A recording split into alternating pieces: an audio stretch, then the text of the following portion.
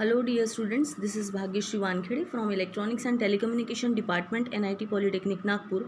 Welcomes you all for the lecture number 3, Sampling Techniques from the subject Digital Communication System, whose subject code is 22428 from the chapter 2nd, that is Pulse Code Modulation Technique. The vision of this department is to nurture proficient diploma engineers to meet the needs of technological advancement in the field of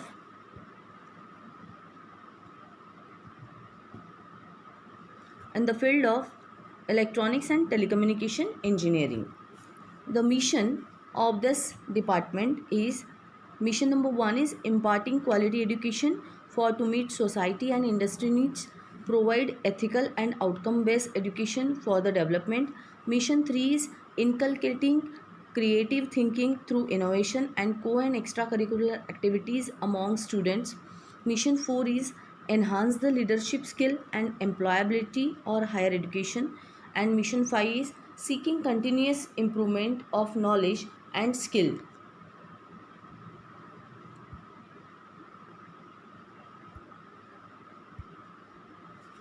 The program educational objectives are: PEO 1 provide socially responsible, environment friendly solutions to electronics and telecommunication engineering related broad based problems, adapting professional ethics. PEO 2 is adopt state of the art electronic and telecommunication engineering broad based technologies to work in multidisciplinary work environment.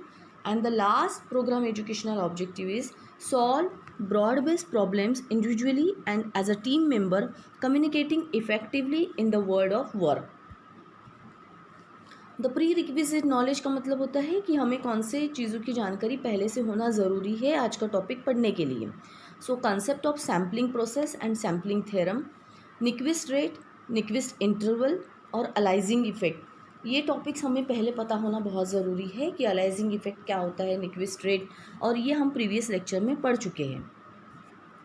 Course outcome, क्योंकि आज का जो topic है ये unit number 2 से belong करता है और यूनिट नंबर 2 का कोर्स आउटकम है use various code modulation techniques.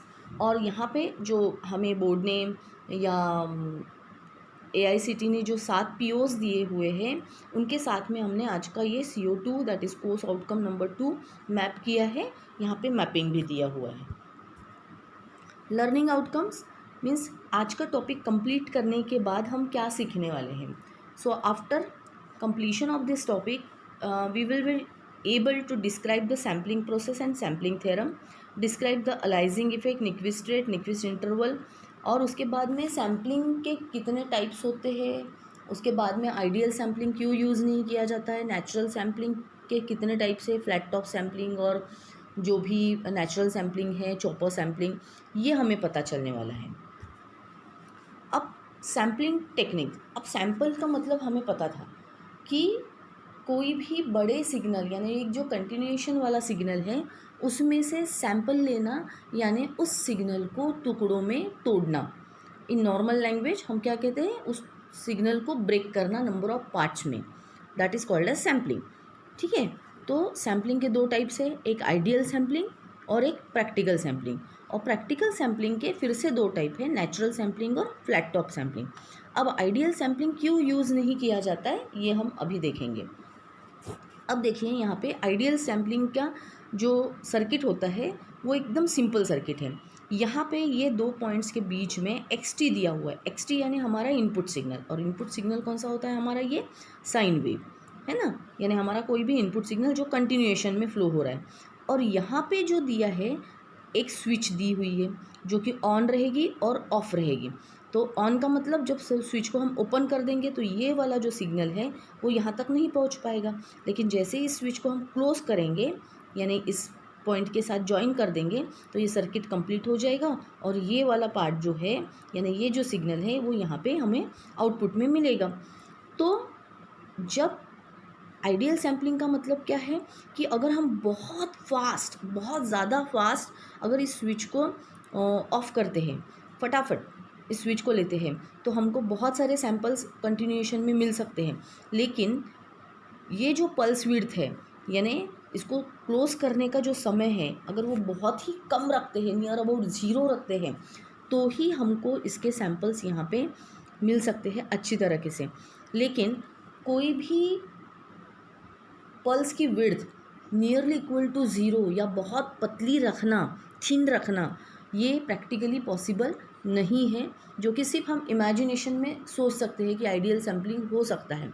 इसीलिए आइडियल सैम्पलिंग हम नहीं कर सकते। अब देखिए आइडियल सैम्पलिंग का डिसएडवांटेज क्या है? Due to very short narrow pulse the transmitted power is very small and signal to noise ratio is very low, so pulse may get lost in the background noise. अब बहुत ही छोटा sample अगर आप लोगे, और छोटा सैंपल आपको कब मिलेगा? जब आप स्विच जो है वो बहुत कम समय के लिए टच करोगे उस पॉइंट को। जितने कम समय के लिए आपने टच किया उतना कम सैंपल आपको इधर मिलेगा, आउटपुट में मिलेगा। तो इसकी वजह से वो छोटा सैंपल नॉइस होने की वजह से या एरर्स की वजह से सप्रेस हो सकता है। So it is practically impossible to have pulse of width approximating 0। इसलिए कोई भी सैंपल का पल्स विड्थ 0 अगर हम रखेंगे तो ये पॉसिबल ही नहीं है, इसलिए आइडियल सैम्पलिंग हम यूज़ नहीं कर सकते। इसके बाद में प्रैक्टिकल सैम्पलिंग है। प्रैक्टिकल सैम्पलिंग में जो पल्स का विड्थ होता है, यानी स्विच को जो हम क्लोज करते हैं उसके लिए कुछ टाइम दिया गया है, कुछ पर्टिकुलर सेकेंड्स के लिए या माइक्रो सेकेंड्स के लिए हम वो स्विच को क्लोज रखेंगे और उसके बाद उसको ओपन कर देंगे। तो जितने समय के लिए हमने उस स्विच को क्लोज रखा है उतने समय के लिए हमारा इनपुट सिग्नल आउटपुट पे हमको मिलेगा। फिर से हम ओपन कर देंगे तो इनपुट सिग्नल हमें नहीं मिलेगा। इसका मतलब थोड़ी देर सैंपल मिलेगा, थोड़ी देर नहीं मिलेगा, थोड़ी देर मिलेगा, थोड़ी देर नहीं मिलेगा। तो हमको आउटपुट में क्या दिखेगा कि हमारा जो सिग्नल है वो टुकड़ों में बटा हुआ है, यानी टुकड़ों में हमको वहाँ पे मिलेगा। तो इसीलिए यहाँ पे the duration of the sampling pulse and amplitude of the pulse are finite, यानी कुछ समय के लिए जो पल्स की विड्थ है वो फाइनाइट होती है, यानी 0 नहीं होती, कुछ उसमें हमने सेकेंड्स का टाइम दिया हुआ है। उसके बाद प्रैक्टिकल सैम्पलिंग जो मेथड होती है उसमें ओरिजिनल सिग्नल अगर हमें वापस मिलाना है तो उसको हमको लो पास फिल्टर से पास करना होता है। अब नेचुरल सैम्पलिंग कैसे किया जाता है, ये थ्योरी पढ़ने से अच्छा है कि हम डायग्राम में देखते हैं। अब देखिए नेचुरल सैम्पलिंग में फिर से वही सर्किट है, आइडियल सैम्पलिंग वाला ही सर्किट है, लेकिन नेचुरल सैम्पलिंग में ये जो यहाँ पे जो क्लोज करने का समय है स्विच को, ये कुछ सेकंड्स दिया है, यानी ये जो पल्स की विड्थ है ये कुछ सेकंड्स की दी हुई है, यानी जितने सेकंड के लिए ये हाई रहेगा उतने सेकंड के लिए ये स्विच क्लोज रहेगी, है ना। और ये जितने सेकंड के लिए लो रहेगा उतने सेकंड के लिए ये स्विच ओपन रहेगी। तो जितने बार ओपन रहेगा उतने बार ये सिग्नल, यहाँ का सिग्नल यहाँ पहुँचेगा नहीं, और जितने बार ये क्लोज रहेगी जितनी देर तक, वहाँ ये वाला सिग्नल, इनपुट वाला सिग्नल यहाँ पे पहुँच जाएगा। तो यहाँ पे देखिए अगर यहाँ पे ये हमारा सिग्नल है, ये हमारा सिग्नल है, ठीक है, और ये जो सैम्पलिंग रेट है, हमारा ड्यूरेशन है, सैम्पलिंग पल्सेस है, इसका ड्यूरेशन हमने दिया हुआ है, ये पल्सेस है, यहाँ पे जो दिए है ये पल्सेस है। तो जब जब ये हाई रहेगी तब तक स्विच क्या हो जाएगी, क्लोज, और जितने देर के लिए ये स्विच क्लोज होगी उतना सिग्नल, इतने देर वाला सिग्नल हमको यहाँ पे मिलेगा।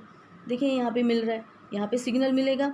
जितनी देर के लिए ये लो है उतनी देर के लिए यहाँ पे सिग्नल नहीं दिखेगा। फिर से हाई है, जितनी देर के लिए ये हाई है उतनी देर के लिए हमें यहाँ पे सिग्नल मिलेगा। इसका मतलब सिग्नल टुकड़ों में हमें यहाँ पे टूटा हुआ मिलेगा। तो इसको कहा जाता है नेचुरल सैम्पलिंग। और नेचुरल सैम्पलिंग की स्पेशलिटी क्या है कि कुछ फाइनाइट ड्यूरेशन वाला पल्स हमें यहाँ पे देना होता है इस स्विच को क्लोज ऑन और ऑफ करने के लिए, यानी क्लोज और ओपन करने के लिए। अब इसके बाद में इसके क्या मेरिट्स एंड डीमेरिट्स हैं, यानी क्या फ़ायदे हैं, क्या एडवांटेजेस है, क्या डिसएडवांटेजेस है, ये देखते हैं हम। We can use practically low pass filter for the reconstruction, यानी वो जो टुकड़ों में टूटा हुआ सिग्नल है उसको वापस हमको फिर से ज्वाइन करना है, रिजॉइन करना है, ओरिजिनल सिग्नल के जैसे लाना है, तो लो पास फिल्टर हम यहाँ पे यूज़ कर सकते हैं। उसके बाद amplitude of the high frequency component decreases before decreases therefore some distortion is introduce. इसका मतलब ये इसका डिसएडवांटेज है कि अगर हमने हाई फ्रीक्वेंसी वाले कंपोनेंट्स के जो एम्पलीट्यूड होता है, हाइट होती है, वो डिक्रीज़ होती है, इसलिए यहाँ पे डिस्टॉर्शन भी आ सकता है। Increase signal to noise ratio due to finite pulse width of the sampling function and that of the sampled signal. तो यहाँ पे हमको signal to noise ratio increase होके मिलता है, जो कि अच्छी बात है। For large value of tau का मतलब होता है पल्स विड्थ, जो हमने पल्स को कितनी देर के लिए ऑन रखना है, जो हमने पल्स विड्थ दी थी। तो अगर ये लार्ज वैल्यू है उसकी, तो उसमें पॉसिबिलिटी है कि क्रॉस टॉक हो सके। क्रॉस टॉक का मतलब है ओवरलैपिंग, सिग्नल को ओवरलैप हो सकता है। इसलिए हम जो टॉ का टाइम पीरियड जो है इस टॉ का, है ना, पल्स की विड्थ जो सेट करेंगे वो बहुत कम सेकेंड्स की सेट करने वाले हैं। इसके बाद में फ्लैट टॉप सैम्पलिंग। अब फ्लैट टॉप सैम्पलिंग का मतलब क्या है, ये जो हमको सैम्पल्ड वाला सिग्नल मिल रहा है, टूटा टूटा टूटा सिग्नल, तो ये अगर हम इसको टूटा टूटा सिग्नल देखते हैं तो ये नेचुरल शेप में है ना। इसका जो ये है सिग्नल जो मिल रहा है वो ओरिजिनल शेप के जैसा ही है। लेकिन अगर मुझे हर सिग्नल का एंड यानी टॉप ये फ्लैट चाहिए, फ्लैट क्यों चाहिए, क्योंकि इसमें हमें क्वांटाइज करना या एनकोड करना बहुत इजी हो जाता है। इसलिए फ्लैट करना बहुत इजी होने के लिए हम फ्लैट टॉप सैम्पलिंग यूज़ करते हैं। अब फ्लैट टॉप सैम्पलिंग में क्या किया गया है, 2 स्विचेस यूज़ की गई है। एक पहला FET as a switch use किया गया है, फील्ड इफेक्ट ट्रांजिस्टर, और यहाँ पे दूसरा फील्ड इफेक्ट ट्रांजिस्टर दूसरा भी स्विच के तौर पे ही यहाँ पे यूज़ किया गया है।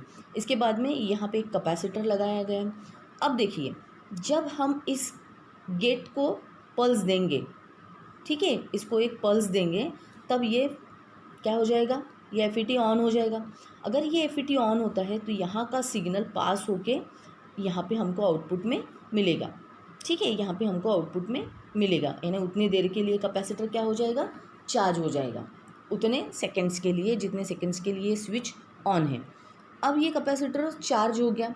इसके बाद में अगर मुझे इस कैपेसिटर को डिस्चार्ज करना है, अब मैंने इस कैपेसिटर, अब ये पल्स मैंने नहीं दी, इसके बाद में मैंने क्या किया, यहाँ पे भी पल्स नहीं है, यहाँ पे भी पल्स नहीं, तो कैपेसिटर क्या करेगा, उतने देर के लिए, देखिए जब मैंने यहाँ पे गेट को पल्स दिया, ये स्विच ऑन हो गया, यहाँ से सिग्नल गया और कैपेसिटर चार्ज हुआ, तो कैपेसिटर यहाँ से यहाँ तक चार्ज हो गया, ठीक है, ये वाला स्ट्रेट लाइन ऊपर वाला, तो यहाँ से यहाँ तक कैपेसिटर चार्ज हुआ।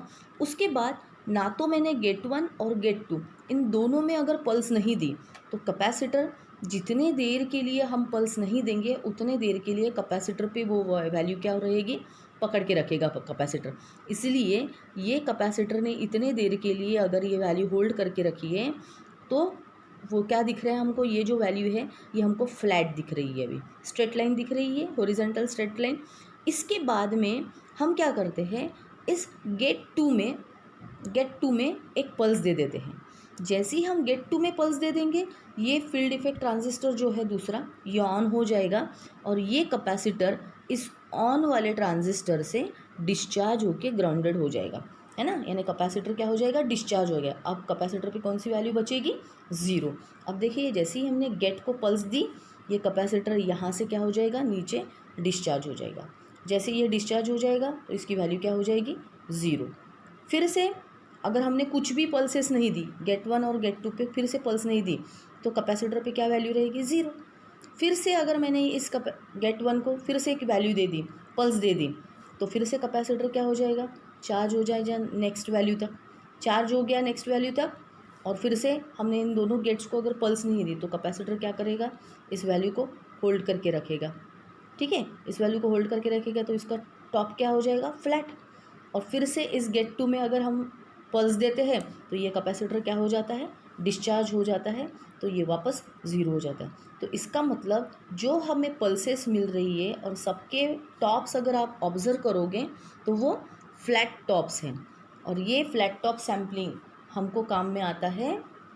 यहीं पे वो सारा मैंने थ्योरी वाला जो मैंने अभी जो बताया आप लोगों को, वो सब हमने यहाँ पे दिया हुआ है इस स्लाइड में। इसके बाद में इसके एडवांटेजेस और डिसएडवांटेजेस क्या है, तो हमको better signal to noise ratio मिलता है अगर इंक्रीज सिग्नल पावर होती है। और ये होता है क्योंकि हमने जो पल्स की विड्थ है वो फाइनाइट रखी हुई है। इसके बाद इसका जनरेशन बहुत इजी है, कंस्ट्रक्शन भी बहुत इजी है, ठीक है। Practical filters can be use for reconstruction. Aperture effect introduces distortion. अगर एपर्चर इफेक्ट यानी ओवरलैपिंग अगर होता है तो ही डिस्टॉर्शंस होंगे। इसके बाद आज हमने क्या क्या सीखा, इसको हम समराइज़ करते हैं। तो हमने टाइप्स ऑफ सैम्पलिंग टेक्निक सीखा। इसके बाद में ड्रॉबैक्स देखे हमने आइडियल सैम्पलिंग के। नेचुरल और फ्लैट टॉप सैम्पलिंग, ये जो प्रैक्टिकल सैम्पलिंग के 2 टाइप्स होते हैं, ये हमने देखे। इसके बाद नेचुरल सैम्पलिंग भी देखा। नेचुरल सैम्पलिंग से भी अच्छा है फ्लैट टॉप सैम्पलिंग, जिसमें हमको टॉप जो होते हैं पल्स के वो फ्लैट मैनर में मिलते हैं। और मेरिट्स एंड डीमेरिट्स देखे हमने फ्लैट टॉप सैम्पलिंग के। So thank you student for watching this video carefully. And इसके बाद वाला जो लेक्चर है, लेक्चर 4, वो हम कंटिन्यू करेंगे, दैट इज़ क्वांटाइजेशन प्रोसेस। और ये एग्ज़ाम पॉइंट ऑफ व्यू बहुत इम्पॉर्टेंट है कि क्वांटाइजेशन क्या होता है और कैसे सिग्नल को इनकोड किया जाता है, ये अभी हम नेक्स्ट टॉपिक में देखेंगे। Thank you so much.